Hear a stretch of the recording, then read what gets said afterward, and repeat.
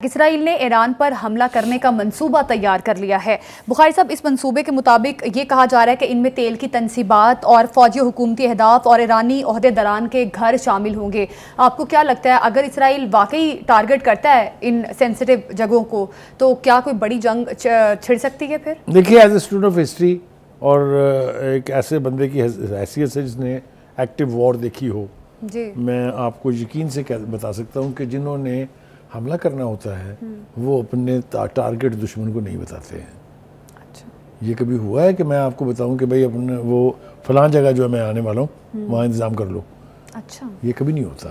तो मुझे लगता ये है, मेरी इजम्पशन है ये, कि ये सिर्फ गिदर भभकियाँ हैं ताकि ईरान अपनी जो सपोर्ट है फ़लस्तीनी काज की उसको इस डर से थोड़ा कम कर ले। लेकिन it's not going to work, क्योंकि 2-3-4 बहुत सारी बातें हैं जो आज मैं करना चाहता हूँ, लेकिन वक्त हमारे पास बहुत थोड़ा है।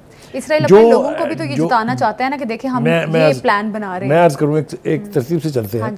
ये जो हिजबुल्लाह का ड्रोन नेतन्याहू के बेडरूम तक पहुंचा है ना जी, इसने चूल्हे हिला दी हैं नेतन्याहू और उसकी फौज की। ये आपको याद है कि इस्माइल हानिया का मर्डर कैसे हुआ था, शहादत कैसे हुई थी? जो जिस मेहमान खाने में वो ठहरे हुए थे ईरान में, उसकी खिड़की से फायर हुआ था। ये मैं दाद देता हूँ उन लोगों की और उनकी विजडम की, उनकी टेक्नोलॉजी की, जिन्होंने उसके बेडरूम की खिड़की को ही हिट किया है। दैट मीन्स कि इजरायली फ़ौज के अंदर इस वक्त कितना रौला पड़ा हुआ होगा कि ये क्या हो गया और इसके बाद क्या हो सकता है। अभी ईरान नहीं आया डायरेक्टली वॉर में जी, ठीक है, एक तो ये बात है। दूसरी बात ये कि उनका वास्ता किस कौम से है। उनका वास्ता एक ऐसी कौम से है जो जिसके अल सनवार के जो बयानात सामने आ रहे हैं या सनवार के, वो ये कहते हैं कि उन्होंने कहा कि मैं पैलेस्टीनियन हूँ। मुझे जब पेशकश की गई कि आप यहाँ से निकल के और मिस्र चले जाएं, तो मैंने कहा नहीं, मैं फ़लस्तीन की ज़मीन पर बैठा हूँ, यहीं इन्हीं की काज के लिए अपनी जान दूंगा। और उनको ये यकीन कामिल था कि मेरी शहादत होनी है।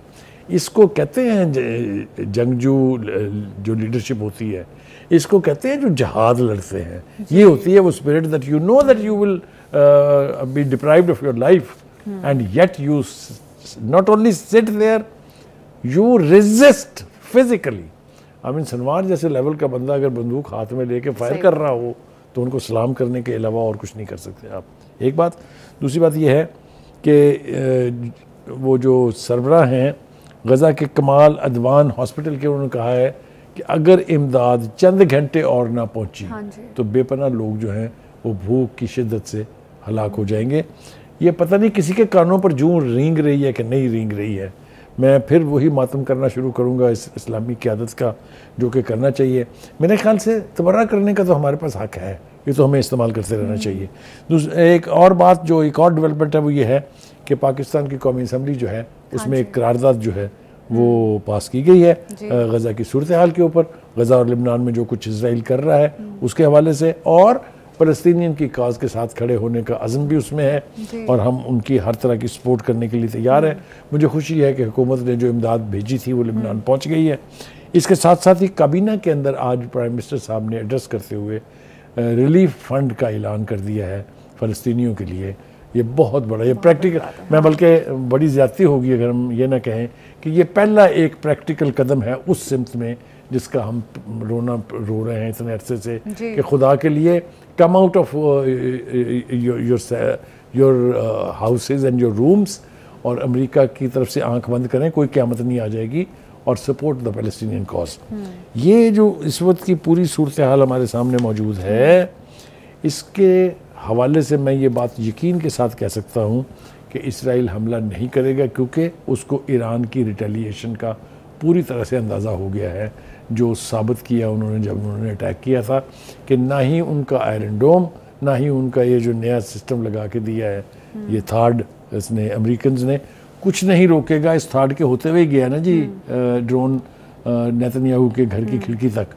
तो मैं समझता हूँ कि अगर इसराइल मज़ीद कोई पंगा करेगा in term of teasing Iran और in term of taking such measures जो एक सर्टन हद क्रॉस करने के हवाले से रिएक्ट करना पड़े उसके ऊपर फ़लस्तीनी लोगों को, लिबनान के लोगों को, तो जिसको कहते हैं अत खुदा दा वैर, मेरा ख्याल ये है कि मैं वसूख से कह सकता हूँ कि इस सोच को इस कॉज को अच्छा खत्म नहीं किया जा सकता। बुखारी साहब, ये अभी नेतन्याहू की भड़के तो हैं ही, ये जो अभी कह रहा है कि ईरान पर हम इस तरह से हमला करेंगे, इन तनसीबात को निशाना बनाएंगे।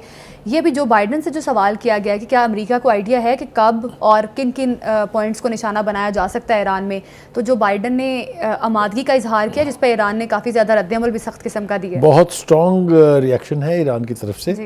उन्होंने कहा है कि अगर इस तरह की गुफ्तगू आप करेंगे तो इसके जवाब में जो तबाही आपकी होगी उसके जिम्मेदार भी आप खुद ही होंगे। ये बात करने के लिए बड़े गट्स चाहिए। अमेरिका को धमकी का जवाब धमकी से देना, ये मेरे ख्याल से ये किसी कौम के, एक बड़ी कौम होने की निशानी है। ये सब बढ़ के हमने पहले भी सुनी है। मेरा ख्याल ये है कि इस वक्त वहाँ सूरत हाल ठीक नहीं है। लेबनान में और गज़ा में तो खैर ऑलमोस्ट कब्रिस्तान बना दिया उन्होंने, लेकिन लेबनान के अंदर भी सूरत हाल बहुत खौफनाक और गंभीर है। मेरा ख्याल से जब तक मुस्लिम उम्मा उठ के अपने फ़लस्तीनी भाइयों के साथ खड़ी नहीं होगी, उनकी फ़िज़िकल इमदाद नहीं करेंगे, इजराइल की ये कार्रवाइयाँ इसी तरह से जारी रहेंगी। मेरा ख्याल ये है कि हम अपने इस प्लेटफॉर्म से एक मुतालबा और करते हैं कि चीन और रूस से पूछते हैं कि भाई आप किसके इंतज़ार में हैं। अभी कल ही रूस ने मुआहदा किया है शुमाली कोरिया के साथ कि अगर आप पर हमला होगा किसी भी तरफ से, वेस्ट की तरफ से, तो ये हम पर हमला होगा और हम उसको डिफेंड करने के लिए आएंगे। क्या इस किस्म की ट्रीटी ईरान के साथ और लेबनान के साथ नहीं हो सकती? बुखारी साहब, अब जिस तरह से इसराइली मीडिया दावा कर रहा है कि मंसूबा तैयार कर लिया गया, ईरान पर जल्द हमला कर दिया जाएगा, अब आपको क्या लगता है कि अगर वाकई ईरान पर हमला कर देता है इसराइल, तो ईरान के पास क्या ऑप्शन बचते हैं? क्या ईरान भी डायरेक्ट हमला करेगा या फिर उसी तरह से अपने मिलिटेंट विंग्स का इस्तेमाल करेगा? देखिए, पहली बात तो ये है कि ईरान का रवैया ये है कि कम गेट अस, आ जाओ भी, जो करना कर ले।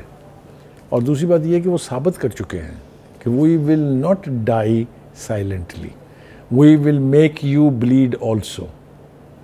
और ये मैं आपको बताऊं, मैं चूँकि जानता हूँ क्या सलाहियतें हैं, क्या फोर्सेस हैं जो इन एक्शन होती हैं, इस तरह की सूरत हाल में टेक्नोलॉजी कहाँ पहुँची हुई है, मिसाइल सिस्टम कितना डेवलप्ड है, ड्रोन सिस्टम कितना डेवलप्ड है।